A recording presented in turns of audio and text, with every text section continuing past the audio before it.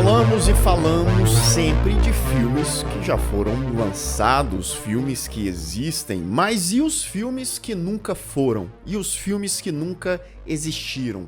Filmes até que foram gravados ou começaram a ser gravados, ou até filmes que estão prontos e engavetados e nunca foram lançados, mesmo depois de muitos anos. Pois é, hoje a gente vai falar de 6 desses casos aqui, inclusive casos muito promissores e casos que infelizmente a gente nunca vai ver sendo lançado. Então se prepara, senta, que lá vem história.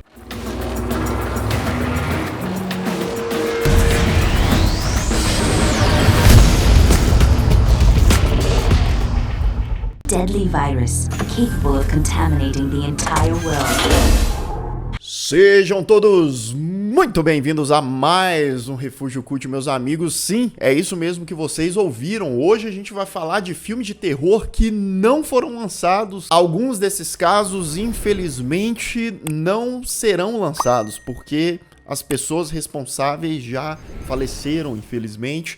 Mas casos que talvez a gente tenha alguma esperança de ver no futuro. Agora você sabe uma coisa que já foi lançada?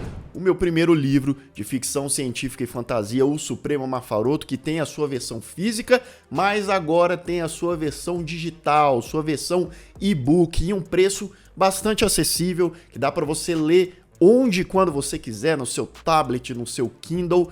Primeiro link aqui na descrição, link nos comentários, conheça essa história, agradecer todo mundo que tá me retornando, que tá mandando mensagem, tá falando o que tem achado do livro, então garante também o seu. So, Hannah, would you like to tell me why you're here today? O primeiro da nossa lista é um filme de terror que já está pronto. Sim, ele está completo, ele está gravado, editado, ele só está esperando ser lançado. Desde 2019 esse filme está engavetado, já são 5 anos que esse filme não é lançado. Tô falando de The Onania Club, novo filme de Tom Six. Sabe quem é Tom Six? Lembra de Tom Six? Sim, o mesmo diretor de Centopeia Humana 1, 2 e 3. Sim, o maluco está de volta e ele gravou esse filme. Né? Ele já tem esse filme pronto, como eu disse, há 5 anos, mas ninguém quer distribuir o filme. Lucas, por quê?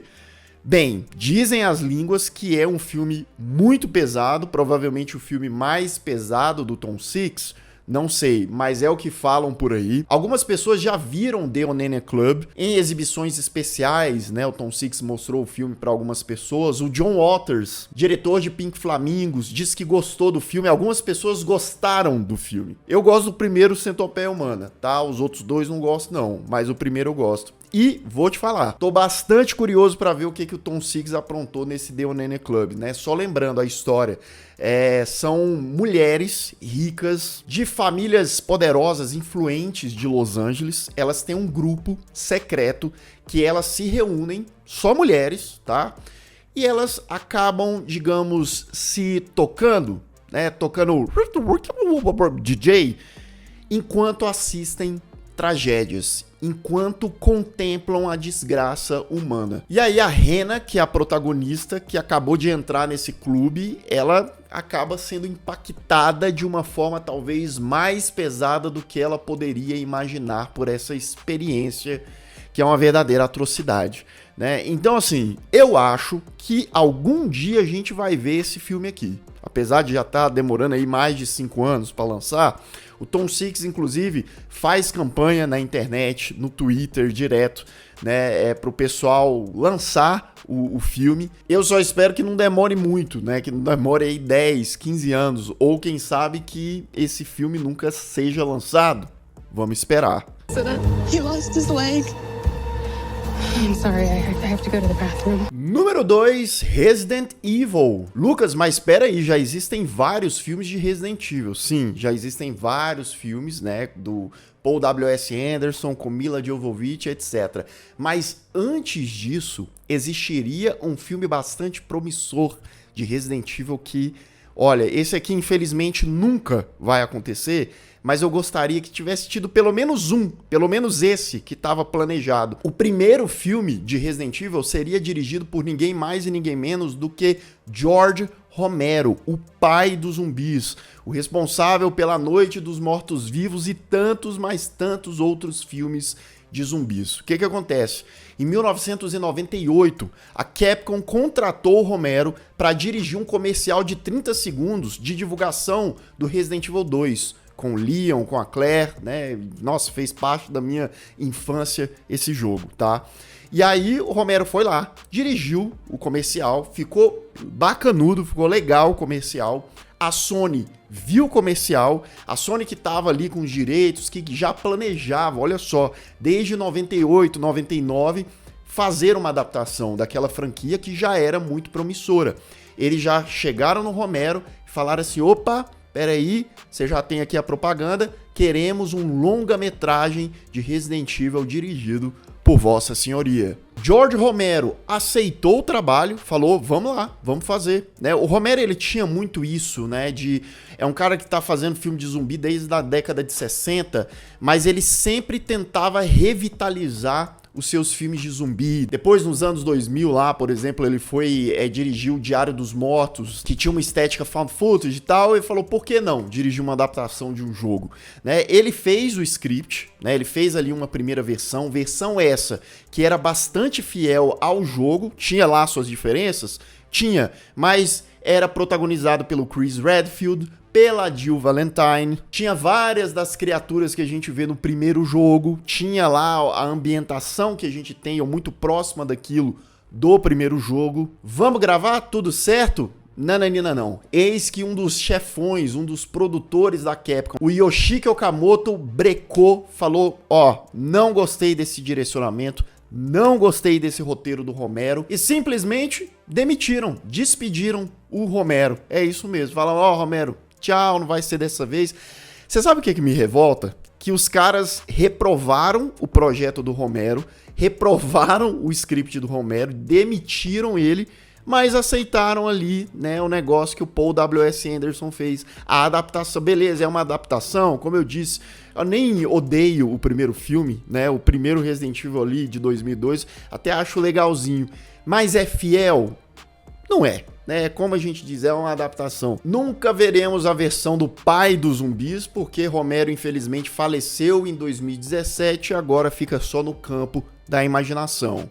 You can tell he had misgivings about doing the zombie project with someone else. Número 3, Flamingos Forever. Flamingos, Lucas, será que é sim? É isso mesmo, uma continuação de Pink Flamingos, clássico trash, perturbador, transgressor de 1972, dirigido por ele, John Waters. Ia ganhar uma continuação cerca de 15 anos depois de Pink Flamingos, né? O original é de 72, esse aqui seria lançado ali por volta de 86, 87.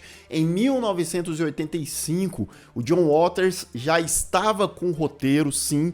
O realizador original ia voltar com o roteirinho dele para dirigir a Troma, clássica Troma. Ia investir cerca de $600 mil nesse projeto, né, na década de 80, e já estava tudo pronto, tudo certo, com um diretor ali, ó, vamos lá, vamos filmar. A grande questão é que Divine, a estrela, a protagonista, a cara de Pink Flamingos, não quis. Divine, que era o nome artístico do Harris Glenn Milstead, que era uma figura importante para o circuito underground dos Estados Unidos na década de 70 e 80, estava embarcando ali na década de 80 em projetos mais sérios. Inclusive o Harris tinha deixado em alguns filmes ali a persona icônica dele como Divine e participado de alguns filmes sem a sua personagem Divine, sem a maquiagem, tava ali como Harris mesmo. Então, tanto para Divine quanto para o empresário, eles não achavam uma boa ideia, mais uma vez, participar de uma continuação tão transgressora ou mais do que o primeiro filme. Quem assistiu Pink Flamingos sabe do que eu tô falando. Quem assistiu Pink Flamingos sabe que a Divine, por exemplo, no finalzinho ela pega ali, não é spoiler, para com isso, tá? Tem vídeo aqui no canal, ela pega um negocinho de cachorro, cocôzinho de cachorro e... Sem contar que a atriz Edith Messer, que faz a mãe da Divine, também havia falecido e teria ali um papel importante. O projeto não aconteceu, John Waters desistiu, o roteiro, o script foi lançado em um livro do Waters intitulado Trash Trio, que dá pra gente ter uma noção de como seria a história de Flamingos Forever. Fato é que a gente teria mais uma batalha da família de Divine contra uma família ali que tinha um casal, que a galera era nada mais e nada menos do que necrófilos. Aí você pode imaginar. And if you want to live high, live high. Número 4, Fred vs Jason vs Ash. Esse aqui eu vou te falar que também dá uma curiosidadezinha, não que ia dar certo, fosse dar certo, mas esse filme quase aconteceu, ele seria a continuação de Fred vs Jason de 2003, o estúdio estava considerando trazer aí o Ash de Evil Dead, né, e a história inclusive seria essa coisa, né, o Fred, que... Gente, pelo amor de Deus, já assistiu Fred vs Jason? Eu vou ter que dar um spoiler aqui. Se não quer saber, passa aí uns 30 segundinhos na frente, combinado? Pois é. O Fred, ele é morto ali, né? Ele é derrotado. No final, temos aquela cena ali do Jason saindo com a cabeça do Fred e o Fred dá uma piscadinha. O Fred, ele queria voltar à vida. Para isso acontecer, ele ia em busca do Necronomicon, o livro dos mortos, né, para ele voltar ali com tudo e atazanar geral. Só que o Ash entraria nessa jogada e tentaria impedir que o Necronomicon fosse usado, que o Fred voltasse, que o Jason ali também vá se lascar junto, que demônios puder.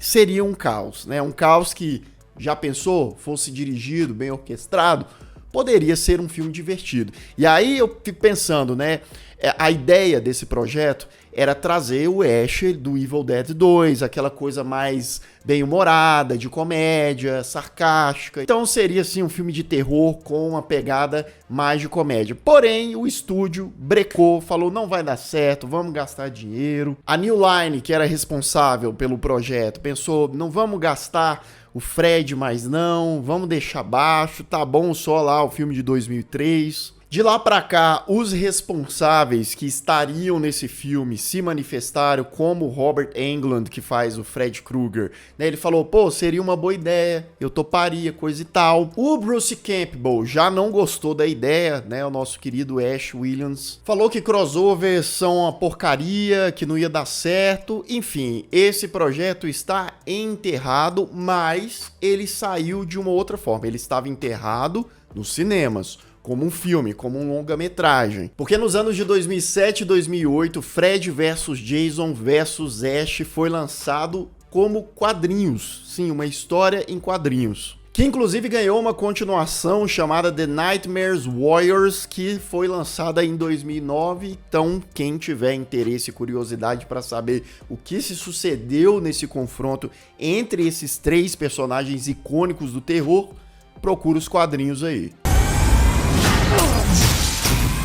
What the hell? Falando em confronto entre ícones do cinema, tem outro que também quase aconteceu, tá? Esse aqui eu não sei se ia dar muito certo não, tá? Eu tenho quase os meus 2 pés atrás. Você muito provavelmente conhece Michael Myers de Halloween e você conhece também Pinhead de Hellraiser. Lucas, você tá brincando?